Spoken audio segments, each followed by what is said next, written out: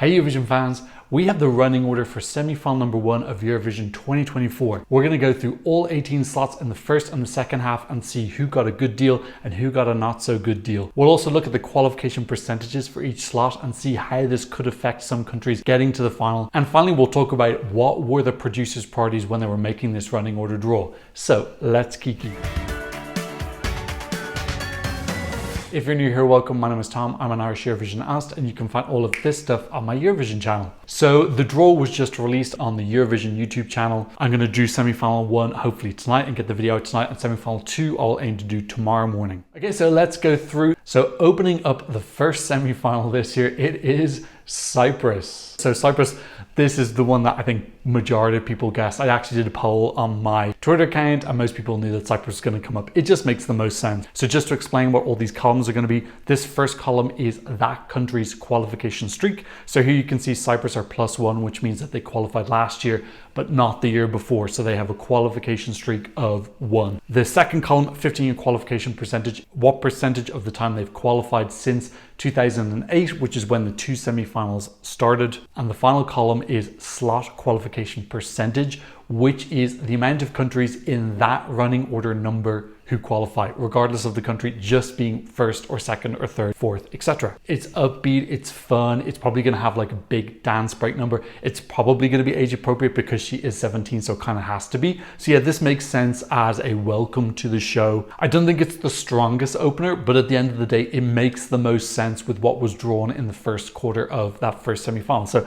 I totally agree with this. You can see the qualification percentage from the first slot isn't bad.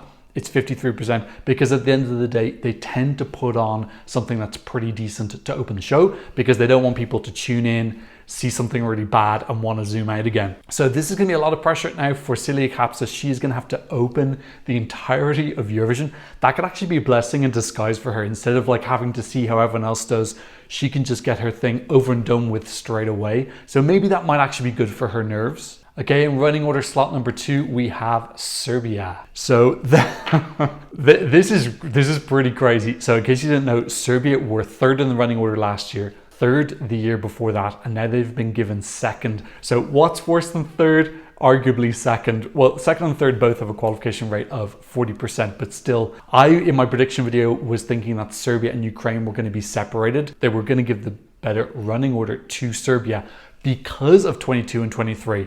The producers don't care. This is like the first sign for me that the priority is viewing figures because Ukraine's got a bigger population. I think they're putting them later because of that, or maybe because Ukraine is a bigger favorite. But at the end of the day, they had to separate those two and they decided to put Serbia first. So very little consideration for previous years, it seems. I really do think that they just don't care. The same way that me and some other people care about countries' previous running orders.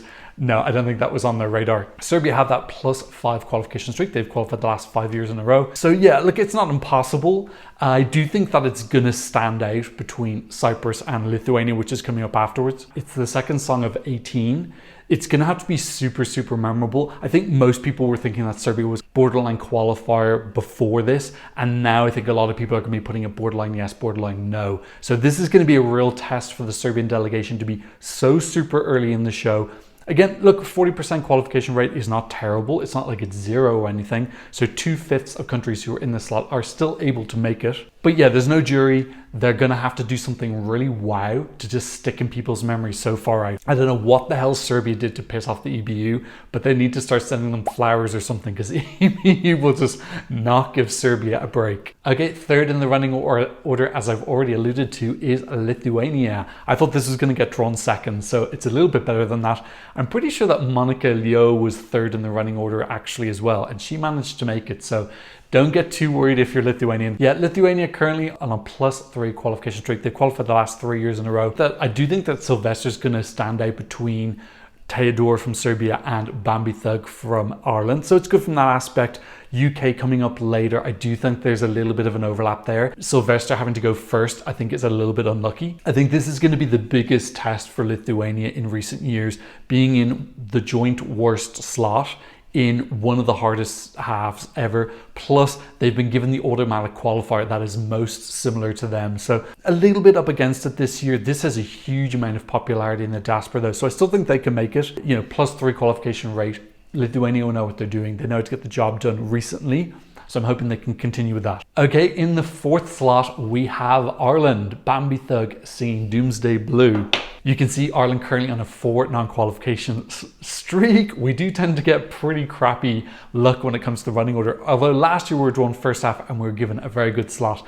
This year, not so much. You can see the percentage qualification goes up a little bit, going from slot 3 to 4 up to 47%. Keep in mind that the average qualification rate since 2008 is 57%. So you can see that we're still below average here, coming earlier in the running order, a little bit more difficult with the televote. Really important to be very, very memorable. I think that Bambi is a very memorable person and they're going to put on a really incredible show. So I'm still, you know, this could be worse. Ireland could have been 2nd or 3rd and they're not, they're 4th. So it's a teeny tiny bit better, but it would have been really nice if we'd gotten the same running order as last year at number 7. That would have been really lovely. It definitely could have been worse. I still think that Bambi's going to come with a really big show. Okay, in the 5th running order slot, we have the UK. It's Ali singing Dizzy. So one of the big questions I was asking in my semi-final prediction video was, how are the producers going to use the big 5 and Sweden, the automatic qualifiers? Are they going to use them to just make the show as fair as possible? For example, putting the UK in the 2nd running order slot. And then I argued against myself that they wouldn't do that because of population. UK has 60+ million people. Putting them so early means you're potentially losing viewers. So I thought that they'd want to put them later. And that's what's happened. It really does look like the priority is getting as many million people to watch the show as possible. And you're going to see that in the next 3 countries. First of all, United Kingdom. One of the biggest countries in terms of population in Europe, but also who actually watch the show, 10+ million every single year. So they're trying to put this as late as possible while also realizing that UK does fit the best in the first half. That I agree with that element of it. But yeah, they're taking up the 5th slot. It's a bad slot, but it's not the worst one. You know, they could have put them 2nd and that would have made sense. I think that would have been good after Cyprus. But yeah, they clearly just want the high ratings. So they're not going to put one of the biggest draws so early. They want people to stick around longer and get involved in the show. So yeah, UK coming after Ireland, you know, is if he comes out with a big prop or something like that and does a pretty incredible show, it has the potential to overshadow Bambi Thug. So really important that Bambi comes out with something super big. The fact that UK don't need to qualify, who knows? There might be a little bit of good relationship between Ireland and the UK that the UK might say what's happening in their show so that Bambi can try and make themselves as different as unique as possible. Does that happen behind the scenes? Do delegations communicate with each other? I don't know. Okay, in our 6th running order slot, we have Ukraine. And as I said earlier, I was expecting them to be separated from Serbia, and it does look like there's quite a gap. Serbia in 2nd, Croatia in the 6th running order slot. By the way, on the official order, they've labeled them at Ukraine as 5, so they're not counting the UK. I am counting the slots because at the end of the day, we're talking about the time since the song has passed. So I think leaving it out pretends like nothing happened when really another song has happened. I'm including the automatic qualifiers in the slot numbers personally. Ukraine coming 6th, I do think this is because partly of the population. Ukraine has around 40 million people, plus also being one of the favorites, currently 2nd or 3rd in the odds, depending what time of the day that you check. I think for those reasons, they decided to put Ukraine later instead of Serbia. So they could have done a switcheroo, but they want Ukraine in the final. Like, I think they could have put Ukraine 2nd and Ukraine still would have qualified anyway. Ukraine can qualify from anywhere. They've got that 100% qualification record. They're absolutely incredible at staging. This song could qualify from 1, 2, 3, 4, 5. It doesn't matter where. So I think it would have been nice if they put them 2nd and Serbia 6th to give Serbia a little bit more of a chance. Or there could be some prop or something that we don't know about. And imagine there's an ad break after the UK. So maybe Ukraine needs time to bring on something big. I don't know. 7th country in the running order is Poland, another country with a huge population, and they've been given an optimal slot. And I said this as well in my prediction video. This is why I thought that Poland wouldn't open or come 2nd, is because all of those delicious people. You don't want to lose them. So look, I'm just going to say at this point, for me, the theme of this first half, or this semi-final in general, is they're optimizing viewership. They want viewing figures to be as high as possible. I think they also want favorites to qualify. Ukraine, Croatia, two of the big favorites getting two of the best slots. But yeah, Poland in 7th, they're on a +2 qualification streak. They've got a 54% qualification record, which is actually below average, and the slot has a 53%. So we can see these slots slightly getting a little bit better, partly because I think more people are tuned in, also partly because we tend to see that slightly stronger songs get put towards the end of the semi-final. So it's a little bit of like which of which. But yeah, like Poland being between Ukraine and Croatia, I think is really going to help them as well. It's going to highlight that this is a little bit more of a steady mainstream song being between something that's kind of dark, solemn rap, and then rock on the other side, very fun. And then you have Poland, quite different. So this is very favorable for Poland. I think this is pretty much perfect. One downside you could say is that they're between two of the big favorites. So it could backfire in that people watch Ukraine, go, wow, this is amazing, and then hear Poland and think this is a little bit underwhelming. Or they watch Poland and then see Croatia afterwards and go, whoa, this is way better than that Polish song that I just saw. So it could backfire, but I don't know. Would Poland really be in a better situation if they're second in the running order and then Ukraine and Croatia came later?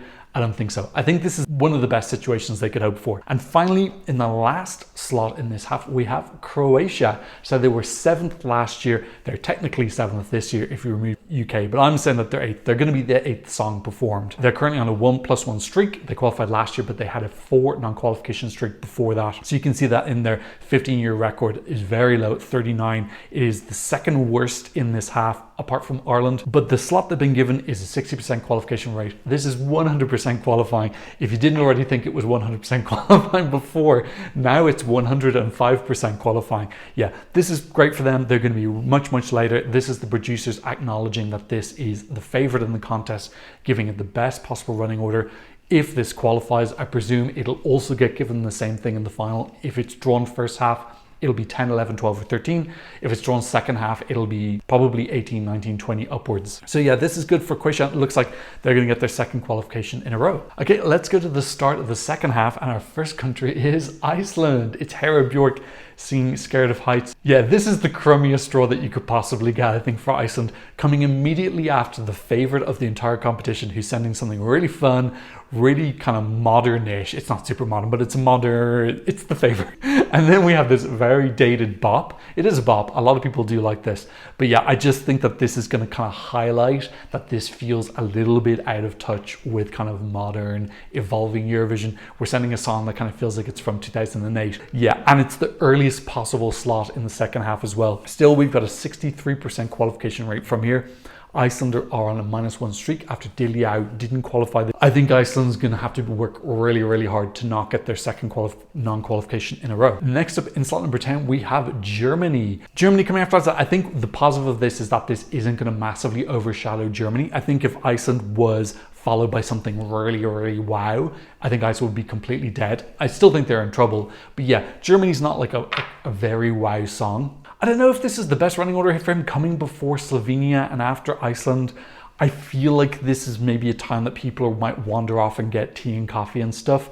Iceland and Germany back to back. So I think putting two of the kind of what would be considered weaker televote songs back to back, a little bit strange, I would say, but maybe there's a reason for it. Maybe there's a prop or something. The German staging in the national final was just non-existent. It was him on a stage with some lights. Maybe Germany's elevated. Am I delusional for thinking that Germany might try and elevate other than 2018? But yeah, hopefully this is a sign that they've got a prop or some sort of ambition outside of just standing there. But yes, that is our second automatic qualifier for this semi-final. And then in slot 11, we have Slovenia. So Slovenia, currently on a +1 streak after Joker I qualified last year. They've overall only got a 40% qualification record. And you can also see that for some reason, this 11th slot actually has the joint worst qualification rate out of every single slot. So 40%, the same as slot number 2 and slot number 3. My guess is that largely the weaker songs are put towards the start of the, I'm not saying Slovenia is weak, I'm saying in previous years, weaker songs are put towards the start of the half. This can also be people coming back after the ad break. Yeah, a little bit concerned for Slovenia here. It's second half, so that's pretty good. But I think coming after Iceland and Germany, I think if some people have clocked out, it could go two ways. I think some people might wander off and viewing figures might go down a little bit until Finland come back on next. The other side it could be is that if Slovenia really elevates, it'll look really high quality and expensive in comparison to Iceland and Germany. So this is up to the Slovenian delegation to optimize the situation as well as they can, make this situation work for them. But yeah, they're quite early in the half. They really need to try and turn that slot qualification rate around. Good distance from Ireland though. These two songs considered the witchy songs, Ireland in 4th, Slovenia in 11th. So if Slovenia want to do something weird, it's going to be quite a while since Ireland was on, so they need to be worrying about it being too matchy. Serbia and Croatia have also been on earlier, so hopefully those viewers will be waiting around and they'll give their 12 or 10 to Slovenia. Okay, in the 12th slot we have Finland. It's Windows 95 man singing No Rules. I thought that this would potentially close the show because I thought they'd want to end on a big happy note. Maybe they were thinking about last year with Gaia. Maybe there's a little bit of, what can we say, not bitterness, but a lack of brotherly love between the Swedes and the Finns after what happened last year. I'm just joking. Yeah, I think that they had a particular country that they wanted to put last this year, and for reasons that I'll talk about later. But yeah, Finland in the 12th slot, they've got a 3 qualification streak. Their slot has a 60% qualification rate. I think this is pretty good. I think coming after Slovenia and before Moldova will help it really stand out. It's so different in terms of vibe and feel compared to those, so it'll really shine. I'm expecting a big show with a prop. This actually could indicate that maybe the ad break comes after song 12. Maybe it's coming after song 6 and 12, and then there's going to be one after 18, because I'm pretty sure that they're going to be bringing on their big denim egg. That could be an indicator where the breaks are. In 13th place, we have Moldova. It's Natalia Barbu singing in the middle. She's not in the middle, she's more towards the end. Moldova's +3 qualification streak is definitely in jeopardy. They've got a pretty good slot that has a 63% qualification rate, but yeah, being between Finland and Sweden, Finland with this crazy, fun, humorous, eccentric show, and then Sweden with this like just incredibly well produced, more modern feeling pop song. I think that Moldova is gonna get absolutely crushed between these two. I remember Moldova also being between 2 strong songs last year, but I really felt that they held their identity really well. They had a very cool vibe. Visually, it was unique and stood out. Last year they were between Noah Carell and Loreen, and they still managed to qualify. So, and actually in 5th place as well. But I felt like they did that because, again, they stood out so much. And I think this song this year just doesn't stand out for anything. It's in the middle. It's piggy in the middle. Moldova need to do their staging magic that we know they're capable of, because right now, even though it's in the second half, it's been squashed between 2 songs that really kind of expose its weaknesses, its lack of fun and its lack of really great production. So yeah, this is not good for Moldova. I think they're in danger. Okay, in slot number 14 we have Sweden. So I think that they probably would have liked to have put this last, because Sweden's going first in the grand final. They drew that as hosts. They would have thought, okay, we want the boys to get a little bit more exposure. So they wanted to put it as late as possible. I think putting this last, they would have gotten so much criticism. So they decided to put it as late as possible without drawing criticism, which is slot number 14. Yeah, I think this is really going to show up Moldova, unless Moldova really up their staging quality, because this is so super slick. Marcus and Martinez singing Unforgettable. They're taking up a slot which has a very high qualification rate, 77%. But I'm happy for them because, you know, being so early in the final, this means that they will get seen by more people because they're later in the show. So I'm happy for them, because I do want them to get a little bit of exposure, get more fans. I agree that they should be late, but I can see why Sweden didn't want to put themselves last, because they would get absolutely mauled for it. Okay, song number 15, we have Azerbaijan. And you can see Azerbaijan have that incredible qualification rate of 86%, but they didn't qualify last year. So do you feel like they're kind of in their new era, which they're trying to find their way through now?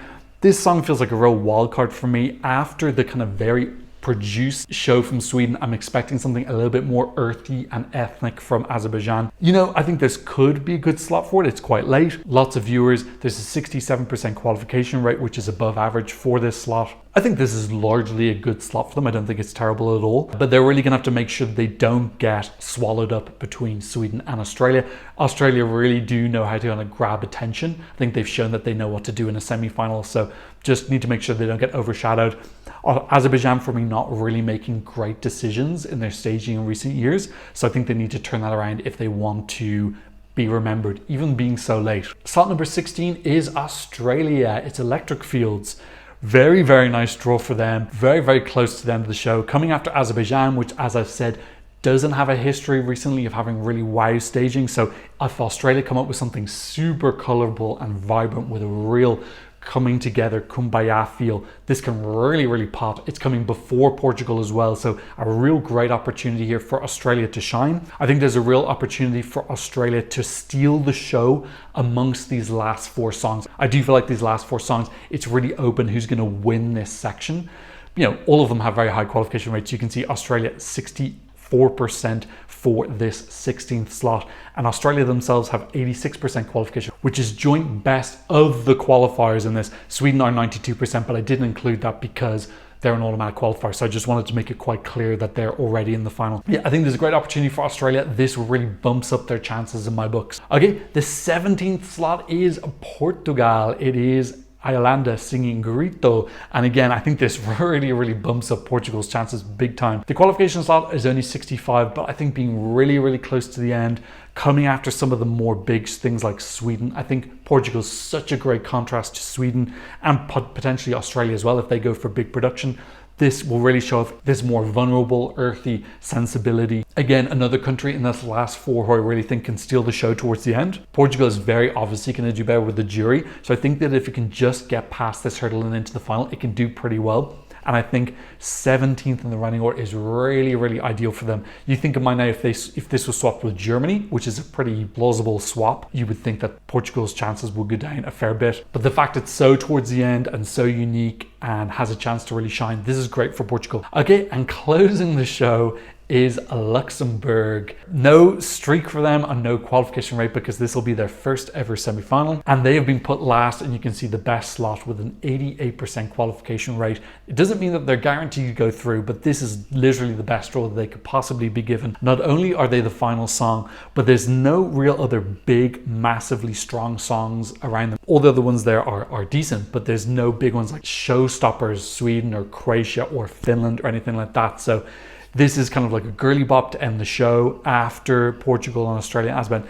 It's going to stand out. It's going to be the last thing in people's memories. I think there's going to be a little bit of a story, like Luxembourg have just come back to the contest, so I think people will be giving them a little bit of support from that. This is the EBU wanting Luxembourg to come back next year. I think if Luxembourg came and didn't qualify, maybe they would say, okay, we're not into this, let's leave next year. And the EBU really needs the money right now. There's a lot of financial problems. Giving them the best running order slot also sends a message: if you come back, we will help you. So they're sending a message to North Macedonia, Montenegro, Bulgaria, etc. If you come back to the contest, we will maybe, wink wink, give you a delicious slot at the end of the show to ensure that you can qualify pretty safely. So yeah, this for me seems like a favor, because for me the song is not a closing song. I don't think it's strong enough. I don't think it's got enough of a kumbaya, come together, hopeful feel in it. For me, better closers would be Finland or Sweden or Australia, I thought. So yeah, this for me is that EBU wants Luxembourg to come back next year. Luxembourg got that money, baby. Money talks. At the end of the day, this is a business. It's an entertainment show and it's a business, and you got to pay them bills, and you've got to look out for yourself in the future. So that's just the way it is. Don't make me give you another lesson on capitalism. You know how it is. It's capitalism and money at the end of the day. Sorry, life isn't fair. Okay, let's have an overall look now. Okay, now let's do an overall summary of the entire semi-final. The key thing for me here is, again, it's focused towards viewing figures. You can see that they've put the automatic qualifiers roughly every 5 songs, and they've put the UK as late as possible. Instead of putting them in the 2nd or 3rd slot to take away one of the weaker slots, they've put them later. They're trying to optimize viewership. Ukraine and Poland also coming later in the first half. Ukraine makes sense because they're favorite. Poland, not really. They're not a favorite, but they got a lot of people, and putting them in the 7th slot means that they'll probably make the final, which maybe will give an extra potentially 3, 4, 5 million viewers. So I think that Serbia being particularly hard done by, being drawn 2nd after being 3rd and 3rd in previous years. Lithuania being drawn 3rd in the running order again after Monica Leo. Cyprus opening, but then again they kind of send songs that open shows, so maybe they should start sending something a little bit less girly bop pop, and they won't get drawn first anymore. That's why it feels like Serbia is a little bit more unfair, because they are sending kind of like more edgy, weird stuff, but they're still getting dumped in second or third slot. Also, looks like the producers are acknowledging the odds and realizing that Croatia are favourite by putting them in the best slot in the first half. Also acknowledging that Iceland and Germany are not contenders this year by putting them in the worst slots in the first half. Tough draw for Slovenia here. Can they optimize the fact that they are coming in a quieter part of the show when some people are starting to check out? Can they somehow manage to turn that to their advantage? Definitely a weaker second half for me. I think Sweden's really going to jump out here. I think that they would theoretically be winning this second half if they were eligible to be voted for. So a little bit of concern that they might show up some of the songs in the second half. Really great draw for Australia and Portugal. I think their chances have gone up a lot. Moldova looks absolutely and utterly crushed to me. Overall, what do I think of the draw? I think it's okay. I would like to see a little bit more consideration for previous years, a little bit more quote unquote fairness. I do agree with a producer-led running order, but I do think that it should not just be about viewing figures. I think there should be an element of, okay, Serbia were third and third in the last 2 years. Let's just put them sixth and put Ukraine second, because Ukraine will qualify from any position. There might be color considerations I don't know of. I don't know what the staging is going to be for each person, so it might make more sense when we see the full show. But right now, fairness-wise, I would kind of give it like a 5 or 4 out of 10. Viewership optimization, I would give it a 10 out of 10. I really do think, well, they haven't gone pure, like Croatia's relatively small, so they could have put that earlier. I give it a 9 out of 10 for viewership optimization. Okay, that's what I thought about the running order for the first semi-final of Eurovision 2024. What did you think? Leave me a comment in the comment section down below. No new donations on PayPal or Buy Me Coffee, but if you want to support the channel, I'll leave links to you in the description. And of course, thank you to my patrons for patronizing me from all over the world. On my Patreon, you can get some updates on upcoming videos, some early releases. You can be part of our My Eurovision Scoreboard group, and you can see the original visuals and audios when I get copyrighted. So go check that out if you're a fan. But of course, thanks so much just for watching, and maybe leaving a like and maybe sharing the video. And thanks so much for watching. See you in another Eurovision analysis video very soon. Goodbye. Blah, blah, blah, blah.